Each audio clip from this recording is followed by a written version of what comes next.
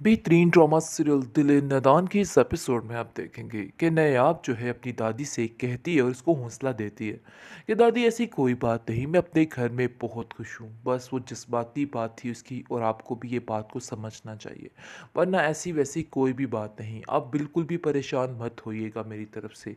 मैं अपने घर में बहुत खुश हूँ, यानी कि झूठी तसल्लियों पे तसल्लियाँ दी जा रही है। और जैसे जैसे एपिसोड गुजरती जा रही है, इसके साथ बेचारी के साथ ज़्यादा से ज़्यादा जुल्म होता जा रहा है, क्योंकि अब इस घर में तानिया भी आ चुकी है। लेकिन मास्टरमाइंड निगार क्या कम थी, वो भी सबसे आगे थी। लेकिन अफसोस की बात तो ये है कि जाविया बहुत ही बुरे तरीके से उसके साथ पेश आ रहा है। अब तानिया के साथ कंपेयर करना शुरू हो चुका है और बार बार इसको कहता है कि देखो तानिया में और तुम में कितना फ़र्क है। लेकिन दादी के ये दिल में बात खुटक चुकी है और उसको पता चल चुका है कि मेरी नायाब उस घर में खुश नहीं, और जो फ़ैसला मैंने किया था वो बिल्कुल गलत था और उसको ये फ़ैसला कतई नहीं करना चाहिए था। आगे से आप देखेंगे कि वो अपनी दादी यानी कि ज़ावियार की दादी को कहती है कि दादी उससे पूछती है कि तुम खुश तो हो ना? मुझे ऐसा लगता है कि तुम्हारे साथ ज़ावियार ठीक नहीं है। अगर कोई ऐसी वैसी बात हुई तो मुझे ज़रूर बताना। जिस पर वो कहती है कि नहीं, ज़ावियार बहुत अच्छे हैं, बल्कि सब घर वाले बहुत अच्छे हैं। लेकिन दादी जानती है कि ये लड़की झूठ बोल रही है और मुझसे जानबूझकर कोई ना कोई बात छुपाने की कोशिश कर रही है। और कहती है कि मैं कैसे तुम्हें कह दूं कि निगार और तानिया तुम्हें इधर खुश रहने देंगी। उन पर बहुत बहुत कड़ी नज़र रखना और उन लोगों से बच कर ही रहना। तुम्हें बस मैं इतना कहना चाहती हूँ, क्योंकि निगार किसी को भी डसने से बाज नहीं आती है और तुम्हें तो वो बिल्कुल भी पसंद नहीं करती। ये बात अपने ज़हन में बिठा के रखना और इन चीज़ों को आगे लेकर चलना, क्योंकि तुम नहीं जानती कि ये लोग तुम्हारे साथ क्या कुछ कर सकते हैं। क्योंकि ज़ावियार अब उनकी ही बोली बोलने लग चुका है। अफ़सोस सिर्फ़ और सिर्फ़ इस बात का है और उसको ऐसा नहीं करना चाहिए था। अरे वो इतनी मासूम है, किसका दिल करता है इतनी मासूम बच्ची के साथ इतना जुल्म करने को? मुझे तो समझ ही नहीं आती कि आप लोगों का ज़मीर मर चुका है। आखिर आपको तो खरे खोटे की पहचान ही नहीं। आखिर वो लड़की का क्या कसूर है? अगर वो खामोशी से आप सबकी बातों को सह जाती है, इसका मतलब ये नहीं है कि आप लोग उसको घसीट घसीट कर उसका बुरा हश्र कर रहे हैं। मैं आपको इस चीज़ की कतई इजाज़त नहीं देती। वो ज़ावियार को कहती है कि ज़ावियार, मुझे लगता है कि आप लोगों के दरमियान कुछ भी ठीक नहीं है। आप लोग बहुत उखड़े उखड़े रहते हैं नयाब के साथ। देखो जो कुछ भी है, नयाब को तुमने अपनी मर्जी से इस घर में लाया है, अपनी मर्जी से शादी की है। लेकिन आज तुम कैसे उससे इतने खिलाफ हो सकते हो कि तुमने उसको छोड़ दिया? मुझे तो समझ ही नहीं आ रही ज़ावियार कि तुम क्या कर रहे हो। जिस पर ज़ावियार कहता है कि नहीं, आपको कोई मिसअंडरस्टैंडिंग हुई है, ऐसी तो कोई बात नहीं, और वैसे भी ये लड़की झूठ बोलती है और कुछ भी नहीं है, मैंने तो ऐसा कुछ भी नहीं किया। जिस पर आप देखेंगे कि वो कहती है कि उस बेचारी बेजुबान ने तो मुझसे कुछ भी नहीं कहा है। पता नहीं क्यों आप लोग बात घुमा फिरा कर उस पर ही लेके आ रहे हो। देखो, अपनी माँ के नक्शे कदम पर मत चलो। तुम्हें बार बार समझाने की कोशिश कर रही हूँ, अपनी माँ के इस सारी हरकत से, इस चुंगल से निकल आओ। तुम नहीं जानते कि उसके घर वाले कितने परेशान हैं तुम्हारी वजह से।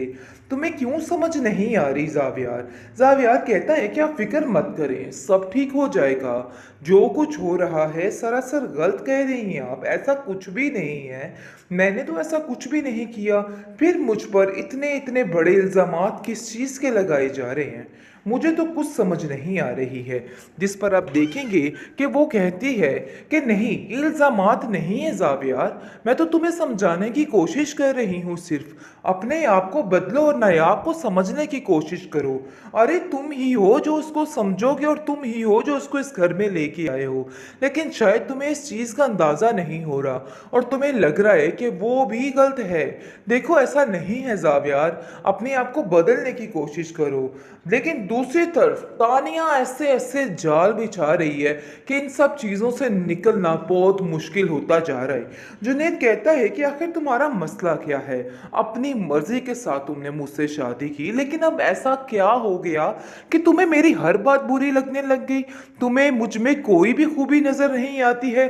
तुम हर वक्त मेरे भाई और मेरी भाभी को लेकर बैठे रहते हो और उनके ही यानी कि लगी रहती हो कि वो क्या कर रहे हैं। आखिर क्या समझूं मैं इन बातों को? जिस पर आप देखेंगे कि वो कहती है कि मुझे किसी की बात से कोई फर्क नहीं पड़ता। देखो, तुम जो समझ रहे हो समझते रहो, लेकिन दूसरी तरफ काफ़ी परेशान है नायाब बेचारी की दादी। और नायाब से कहती है कि नायाब, मुझे सही सही बताना, तुम्हारे हालात ठीक जा रहे हैं ना? क्योंकि मैं बहुत परेशान हूँ तुम्हें लेके। मुझे नहीं लगता कि तुम्हारे घर में तुम्हें कोई सुकून मिल रहा है। देखो, साफ साफ बात बताओ, क्योंकि मुझे लग रहा है कोई ना कोई गड़बड़ ज़रूर है। जिस पर वो कहती है कि नहीं दादी, ऐसी कोई बात नहीं है, मैं अपने घर में बहुत खुश हूँ। आप मेरी वजह से बिला वजह परेशान हो रही हैं, ऐसी तो कोई बात नहीं है। और ना ही मैंने आपसे ऐसा कुछ कहा है, इसलिए बिला वजह टेंशन लेनी छोड़ दे। जावियर बहुत अच्छे हैं और मेरा बहुत ख्याल रखते हैं, इन वजह से आपको परेशान होने की कोई भी ज़रूरत नहीं है। जिस पर वो बाद में रोना शुरू कर देती है, क्योंकि वो जानती है कि उसके सारे ख्वाब मरिया मेट हो चुके हैं और कोई भी आज उसके साथ नहीं खड़ा और वो आज बिल्कुल अकेली है। और इस चीज़ का अंदाज़ा उसको हो चुका है, लेकिन बेसूद बेचारी क्या कर सकती है। आए दिन किसी न किसी के नए ताने सुनने को मिल रहे हैं और वो ये सब चीज़ें देख के काफ़ी हैरान है कि आखिर उस बेचारी का क्या कसूर है जो उसके साथ ये सब कुछ किया जा रहा है। इसलिए वो खामोशी से, सब्र के साथ हर चीज़ को गुजारने की कोशिश कर रही है और सोच रही है कि एक वक्त पे सब कुछ ठीक हो जाएगा। लेकिन वो ये नहीं जानती है कि ये लोग कुछ भी ठीक नहीं होने देंगे। ये लोग दिन ब दिन उसको मज़ीद ज़लील करेंगे, लेकिन इस चीज़ का बेचारी को बिल्कुल भी अंदाज़ा नहीं और उसके जहन में ये बैठा है कि सब ठीक हो जाएगा। ज़ावियर की तो भी स्टार्टिंग है, आते आते ज़ावियर उसके साथ ऐसा बदलेगा, ऐसी आंखें फेरेगा और पता लगेगा कि वाकई में तरबियत ही आगे आती है। क्योंकि जो तरबियत उसकी माँ ने उसकी की है वो उसके सामने आ जाएगी और सारा कुछ खुल के सामने आ जाएगा। बहरहाल आप देखेंगे कि ज़ावियर कहता है कि देखो, मैं तो तुमसे सिर्फ इतनी डिमांड कर रहा हूँ कि अपने तौर तरीकों को बदल डालो, क्योंकि इनकी वजह से मुझे काफ़ी ज़्यादा टेंशन हो रही है और ज़माने भर में ज़िल्लत हो रही है। तुम्हें इन सब चीज़ों की समझ क्यों नहीं आ रही नायाब? तुम्हें इन बातों को समझना होगा, अपने दिमाग को ठीक करो। जिस पर वो कहती है कि आपने ये सारी खामियां होते हुए ही मुझे अपनाया था। शायद आप ये बात भूल रहे हैं, लेकिन आज आपको ये बात याद नहीं। आज आपको अपना स्टेटस ही नज़र आ रहा है, लेकिन ये बात याद रखिएगा कि मेरे जैसा दिल कोई नहीं ला सकता है।